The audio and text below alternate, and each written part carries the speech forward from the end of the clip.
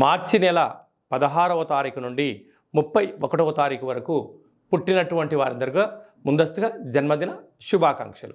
గతంలో వివాహం చేసుకున్న వారికి వివాహ వార్షికోత్సవ శుభాకాంక్షలు. ద్వాదశ రాశుల్లో గ్రహ గమనాన్ని ఒకసారి వీక్షింపచేద్దాం. కన్యరాశి వారు అష్టమి ఆదివారం సందర్భంగా ఎలాంటి విధానాలు పాటించాలో ఈ వీడియోలో సవివరంగా సంపూర్ణంగా తెలుసుకుందాం. కన్యరాశిలో ఏ నక్షత్రాలు వస్తాయనగా ఉత్తరా నక్షత్రంలోని 2, 3, 4 పాదాలు, హస్తా నక్షత్రంలోని 4 పాదాలు, చిత్తా నక్షత్రంలోని 1, 2 పాదములను కలిపితే కన్యరాశి.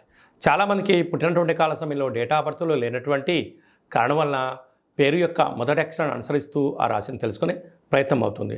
అవి ఏ అక్షరాలు ఒకసారి పరిశీలన చేద్దాం. టో, పా, పి, పు, ష, అణ, ఠ, పే, పో ఆ అక్షరాల వారందరూ కూడా ఈ యొక్క కన్యరాశి జాతకులే. కన్యరాశి యొక్క అధిపతి బుధుడు.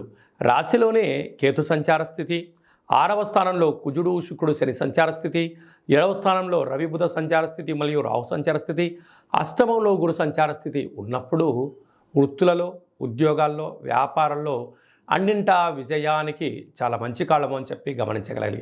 స్వయం వృత్తులు, సేవా రంగాలు, హోటల్ వ్యాపారాలు, అన్నానికి సంబంధించినటువంటి అంటే అన్నపానీయాలకు సంబంధించినటువంటి బిజినెస్ చేసేటువంటి వారందరికీ కూడా కొత్తగా పెట్టుబడులు ఆకర్షించడం, వ్యాపారాలు బాగా అనుకూలించడం, కష్టపడే వారికి భగవంతుడి యొక్క ఆశీస్సులు ఉండడం వలన స్వయం నిర్ణయం, స్వయం పరిపాలన వల్ల యోగదాయకం ఉంది. కాకపోతే మీరు ఏదైనా ఒక పని చేసేటప్పుడు మౌనంగా ఉండండి.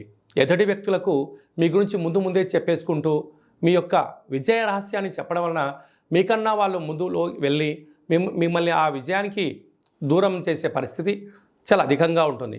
కనుక వృత్తులలో, ఉద్యోగాల్లో, వ్యాపారాల్లో స్వల్పమైనటువంటి ఆటంకాలు ఉండడం వలన ఈ ఆదివారం అష్టమి సందర్భంగా, ఆదివారం పూర్ణిమ సందర్భంగా కూడా వీలైతే రురు కాళభైరవ స్వామి యొక్క దీపము, సౌభాగ్యముడుపు, హోమము యోగదాయకం. అలాగనే వీలైతే ఇంట్లో కులదేవతల యొక్క అర్చన, శ్రీ రమా సహిత సత్యనారాయణ స్వామి యొక్క సేవ చేయడం వల్ల సకల అష్ట కష్టాలకు స్వస్థ పలికి అష్టైశ్వర్య స్వాగతం పలుకుతారని చెప్పి గమనించాలి.